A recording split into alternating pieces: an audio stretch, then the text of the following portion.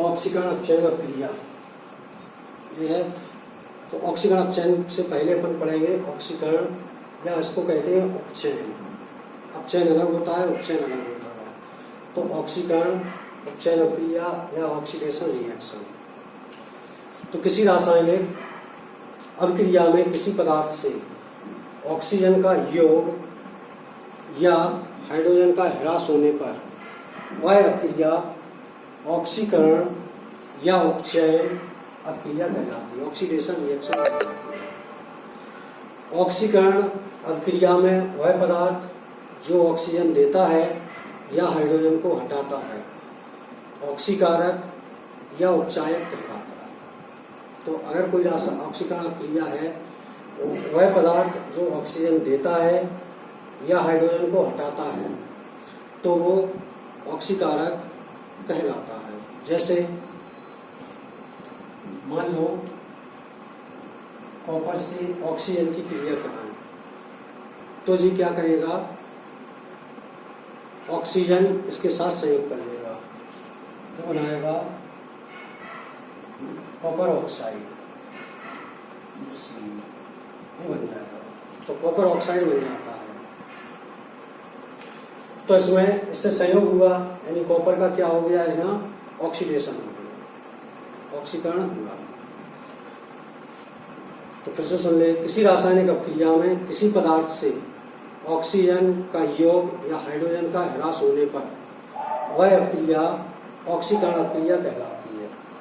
ऑक्सीकरण अभिक्रिया में वह पदार्थ जो ऑक्सीजन देता है या हाइड्रोजन को हटाता है ऑक्सीकारक कहलाता है। ठीक है।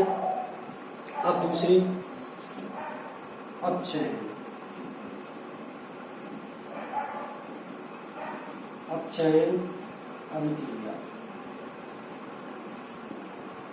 Reduction reaction. अपचयन अभिक्रिया, इसमें क्या होगा, जब उसमें ऑक्सीजन का क्या हो रहा था, संयोग, हाइड्रोजन का ह्रास हो रहा था, यहाँ उल्टा होगा। तो किसी अभिक्रिया में पदार्थ से हाइड्रोजन का योग या ऑक्सीजन का ह्रास हो तो वह अभिक्रिया अपचयन अभिक्रिया कहलाती है, रिडक्शन रिएक्शन कहलाएगी। तो किसी अभिक्रिया में पदार्थ से हाइड्रोजन का योग या ऑक्सीजन का ह्रास हो तो वह अभिक्रिया अपचयन अभिक्रिया कहलाती है। अपचयन अभिक्रिया में वह पदार्थ जो हाइड्रोजन देता है या ऑक्सीजन को हटाता है वो अपचायक कहलाता है। जैसे कॉपर ऑक्साइड पर अगर हाइड्रोजन की क्रिया करा रहे हैं तो यहाँ क्या होगा, यहाँ ऑक्सीजन हटेगी, ऑक्सीजन का ह्रास होगा और क्या बनेगा, Cu plus H2O, Cu plus H2O। चलो समझ लेंगे इसको, तो ऑक्सीजन 2 2 4, तो ये अभिक्रिया होगी। तो यहाँ क्या हो रहा है, कॉपर से ऑक्सीजन हट रही, इसका मतलब इसका रिडक्शन हो रहा है, इसका अपचयन हो रहा है कॉपर ऑक्साइड का। अब जब मान लो दोनों अभिक्रियाएं होती हैं, दोनों अभिक्रियाओं को संयुक्त रूप से रेडॉक्स अभिक्रिया कहते हैं, दोनों को, यानी ऑक्सीकरण और अपचयन को मिलाकर। तो किसी अभिकारक में किसी अभिक्रिया में एक अभिकारक का ऑक्सीकरण तथा दूसरे का अपचयन होता है। अगर कोई अभिक्रिया है उसमें एक अभिकारक का ऑक्सीकरण हो रहा है और दूसरे अभिकारक का अपचयन हो, एक का ऑक्सीकरण हो और दूसरे का अपचयन होता है, तो इस अभिक्रिया को ऑक्सीकरण अपचयन या रेडॉक्स अभिक्रिया कहते हैं। तो रेडॉक्स ऑक्सीकरण संयुक्त रूप से इनको कहेंगे, यानी दोनों अभिक्रियाओं को मिलाकर ऑक्सीकरण अपचयन अभिक्रिया, या इसी को रेडॉक्स अभिक्रिया भी कहते हैं। तो इसमें क्या होता है, कोई अपक्रिया है तो किसी अपक्रिया में एक अभिकारक का ऑक्सीकरण तथा दूसरे का अपचयन होता है, तो इस अपक्रिया को ऑक्सीकरण अपचयन या रेडॉक्स अपक्रिया कहते हैं। और ये एक दूसरे की पूरक होती है, एक दूसरे के सप्लीमेंट्री होती हैं दोनों अपक्रिया में।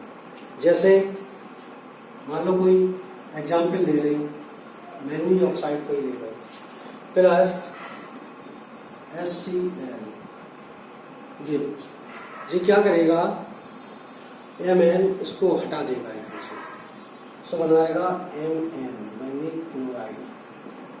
तो मैग्नीज क्लोराइड बन गया, प्लस Cl2 प्लस H2O।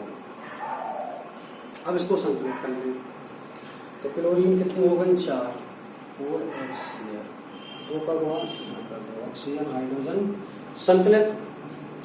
अब यहाँ देखो क्या हो रहा है, यहाँ हाइड्रोजन से ऑक्सीजन जुड़ गई, यानी इसका मतलब इसका ऑक्सीकरण हो गया, तो इसका ऑक्सीकरण हो गया।